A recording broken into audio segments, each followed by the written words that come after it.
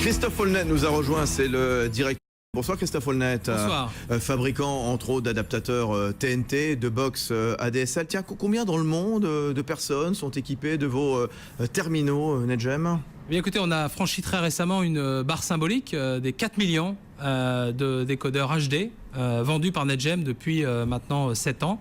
Et voilà, donc on peut estimer que peut-être un tout petit peu moins, mais c'est l'ordre de grandeur. Grâce notamment à l'international. Et on va voir justement pourquoi. Parce que vous êtes venu nous présenter très rapidement les résultats 2011 avec un bénéfice net qui a été divisé par 2, un petit peu moins de 11 millions d'euros, un chiffre d'affaires d'un petit peu moins de 85 millions d'euros en baisse notamment affecté par un recul assez net de votre activité en France. C'est SFR qui vous avait quitté, NetGem, Christophe Aulnet. Écoutez, oui, en fait, ce qui s'est passé, c'est des choses qui étaient tout à fait prévues. Il y a 3 ans, le challenge à relever était en fait une diversification client à l'international notamment, et on a fait au cours de l'année 2011 plus de 50% de notre chiffre d'affaires à l'international, près de 50 millions d'euros, multiplié par 8 depuis 3 ans. Donc on est très fiers de voir cette croissance qui fait qu'aujourd'hui, avec 15 clients dans 12 pays dans le monde, on a un portefeuille beaucoup plus diversifié, beaucoup plus stable de notre clientèle que lorsque nous avions qu'un seul client.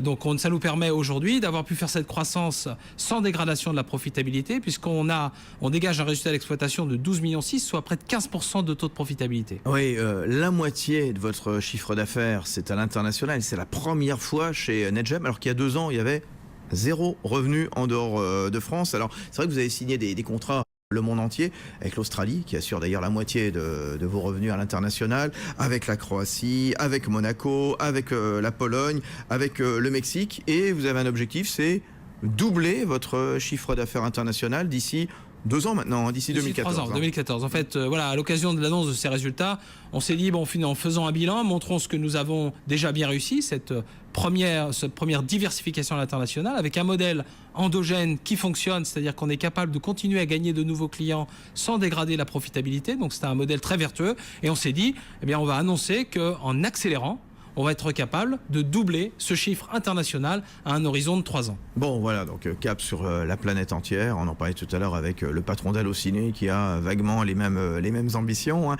Christophe Aulnet, ce qui est intéressant aussi, et c'est pour ça que vous êtes venu ce soir, c'est pas uniquement pour parler de chiffres et de vos résultats, vous êtes le patron de NetGem, vous êtes vraiment un acteur, un témoin également de ce qui va nous arriver, nous, eh bien, dans notre salon, dans notre salle à manger, dans notre chambre à coucher, etc., avec cette télé connectée qui va arriver de plus en plus, parce qu'il y a vraiment une nouvelle façon de consommer la télé, et vous en êtes l'un des artisans. Voilà, et effectivement, on sent une vraie transformation. C'est-à-dire que la télévision par Internet, au début, c'était juste finalement remplacer la télévision numérique. On mettait un décodeur, un écran de télé, la famille autour, et on regarde la télévision. Alors, tout ce modèle-là est en train d'exploser.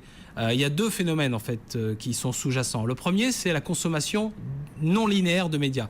Et Grégoire Lassalle en a bien parlé. Les consommateurs aujourd'hui, VOD, de la télévision de rattrapage, peuvent regarder BFM Business le soir, un reportage, sans forcément être lié à ce qui est diffusé en direct. Ouais. Donc ça, c'est un vrai phénomène. Moi, pour les adolescents, pour ceux d'entre nous qui ont des adolescents à la maison, ils voient très bien qu'ils consomment essentiellement la télévision de façon non linéaire. Bien sûr. Donc ça, c'est la première chose. Deuxième chose qu'on voit apparaître, c'est l'explosion du nombre d'appareils connectés.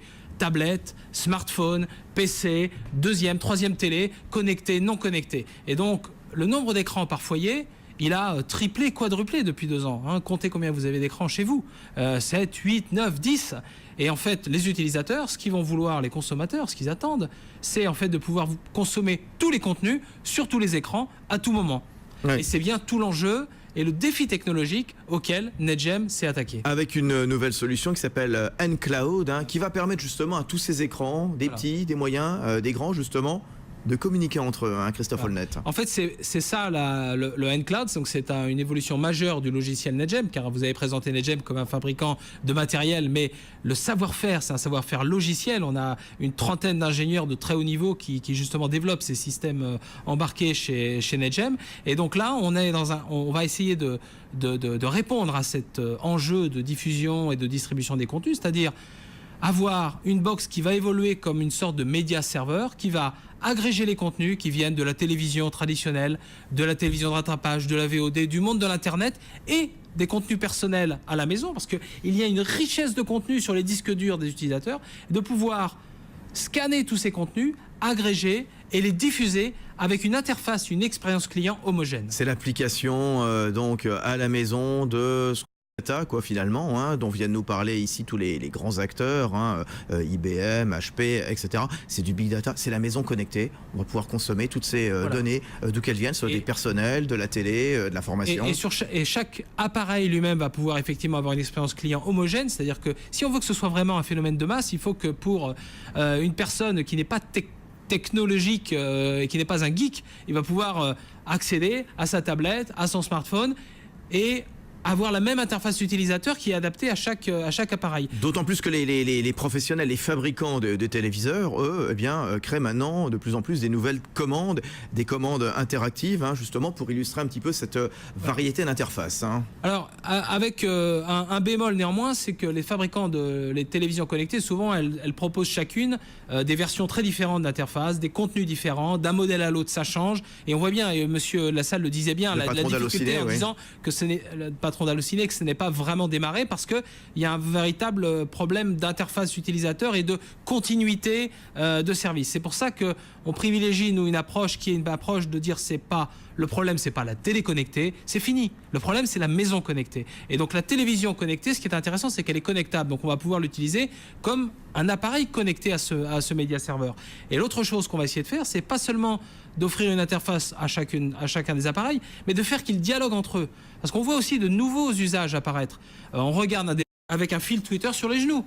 On regarde, on choisit une application ou un film sur sa tablette, on veut pouvoir l'envoyer sur sa télévision. Donc ce que nous permet le N-Cloud, c'est la coopération entre tous les appareils et de développer des nouvelles interactions. Un vrai média social en même temps, vous avez raison, c'est vrai, on va regarder des paroles et des actes sur France 2, par exemple, on va commenter l'intervention de Sarkozy, de Hollande ou d'un autre, ou l'intervention du journaliste. On va regarder un film, c'est ce que nous disait tout à l'heure Allociné. Voilà, on va pouvoir faire un commentaire, enrichir une base de données. Ça, c'est la télé connectée.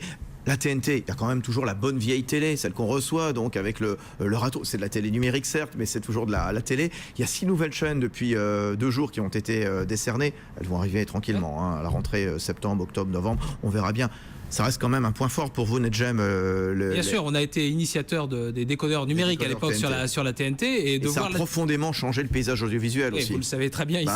Et c'est vrai que les 6 chaînes supplémentaires, ça permettra d'avoir une offre standard, généraliste. Et nous, ce qu'on a souvent développé chez un certain nombre de clients, ce sont des offres hybrides qui ont à la fois reçoivent la TNT par le tuner traditionnel et puis avec une connexion Internet, se connectent à tout ce monde de l'Internet et présentent ça d'une façon homogène aux clients. 60% des Français regardent la TNT, regardent la télévision grâce à la TNT. Hein. Le reste, 40%, ce qu'on appelle l'IPTV, c'est-à-dire voilà, les box ADSL, tout simplement.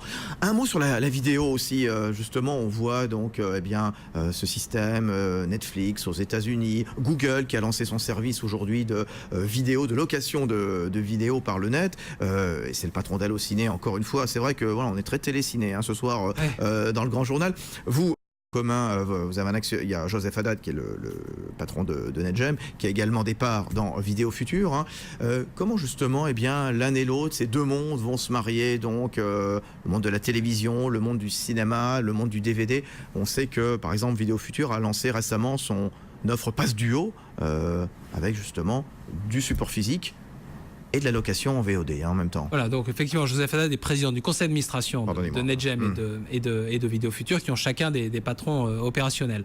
Sur la VOD, pour nous, la richesse VOD, c'est une opportunité pour nos produits d'enrichir l'expérience que l'on offre aux clients. Les acteurs, si je peux faire juste un commentaire sur Vidéo Future, mais c'est plus le domaine de Vidéo Future, c'est qu'effectivement, en fusionnant de façon intelligente le physique, c'est-à-dire les abonnements VOD et la VOD, on a de quoi développer une offre particulièrement attractive, surtout à un moment où ce qu'on appelle la chronologie des médias ne rend pas disponibles les films au même moment sur le même support. La capacité à mixer ces différents supports physiques et non physiques permet d'avoir une continuité dans l'offre aux clients. Et je crois que c'est ce que Vidéo Futur essaie de développer. Voilà, Christophe Folnet avec nous, donc c'est le directeur général de NetGem, l'un des artisans de la télé connectée, de la maison connectée, fabricant également d'adaptateurs TNT, de box ADSL. Merci beaucoup, à très bientôt. Merci.